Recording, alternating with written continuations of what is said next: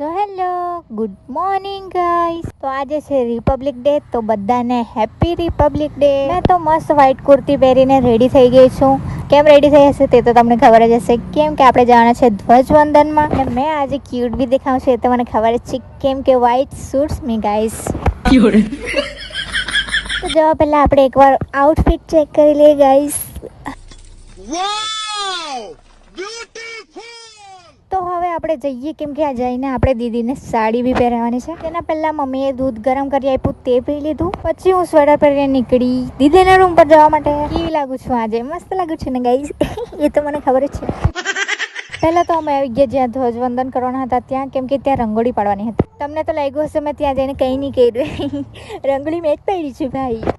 જો નીચે એટલા બધા અક્ષર મારા હારે નહીં આવે તો મેં જેવું તેવું લખી દીધું. એટલે મતલબ લખ્યું તો સારું હતું પણ બરાબર નહીં આવ્યું હતું, એમ પ્રજાસત્તાક દિન એમ લખ્યું હતું. પછી એમાં મેં ઉપરથી કેસરી અને નીચેથી ગ્રીન કલર પૂરી દીધો. પછી અહીંયા બોર્ડ પર બી મારે જ લખવાનું હતું, કેમ કે બધાને અહીંયા એવું લાગે છે કે મારા જ અક્ષર સારા છે. મને તો ખબર જ નહીં હતી. હું લખી દીધું હતું ત્યારે બહુ જ બ્યુટીફુલ લાગતો હતો. રંગોળી એવું પૂરીને પછી અમે આવી ગયા ઘરે. ઘરે આવીને આ મંટુના ડાયનાસોર જોયા કરતી હતી મેં.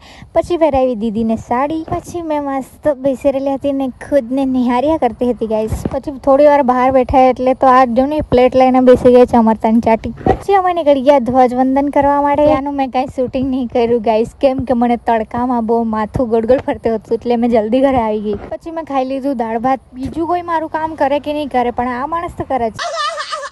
પછી આજે તો મસ્ત શેરડી આવી હતી તો અમે ખાવા બેઠા શેરડી. આટલા તાપમાં બી મને ઠંડી લાગતી હતી બોલો. પછી રૂમ પર બહુ બોર થતું હતું તો અમે નીકળી આ બાજુ જ ફરવા માટે. પછી અમે ખાવાના થયા આજે એકદમ સ્પાઇસી મેગી. તો આ મેગીનું નવું કંઈ આવ્યું છે, એકદમ સ્પાઇસીવાળી રેડ રેડ કલરની તો આવતી છે, તો ટ્રાય કરી જોઈએ એમ કર્યું અમે. સાથે 2 ચીઝ પોપરિંગ બી મંગાવી લીધા હતા એમાં નાખવા માટે. પહેલાં અમે પોપરિંગને પાણીમાં નવડાવી દીધા, ગરમ પાણીમાં. અને આ પાંડુ જોવું કેટલું ક્યુટ છે. પછી પોપરિંગમાં નાખી દીધી અમે મેગી અને એનો રેડ રેડ મસાલો. તો રેડી થઈ ગઈ હતી આપણી એકદમ સ્પાઇસી અને ચીઝી મેગી. તે ફટાફટ ખાઈ લીધી અને પછી અમે બેસી ગયા કેરમ રમવા માટે. બહુ દિવસ પછી રમી એટલે મજા આવતી હતી આજે તો કેરમ રમવાની. પછી દીદી લોકો બનાવવાના હતા ચટણી, એટલે મેં છોલી કાઢી લસણ અને પછી છોલવા લાગ્યા સિંગ. તેમાંથી એકદમ રેડ રેડ દાણા બી નીકળતા હતા. પછી ચક્કુ એક પડીકું લાવી તે ખાધું. પછી અમે જોતા હતા બિલ્લા બિલ્લી વાળું કાર્ટૂન, જેમાં બિલ્લીને પિમ્પલ થયેલા હતા તો એ લોકો જડીબુટી લગાવતા હતા. પછી મેં બેસી ગઈ જમવાનું જવા માટે. તો મળીએ કાલે, બાય બાય.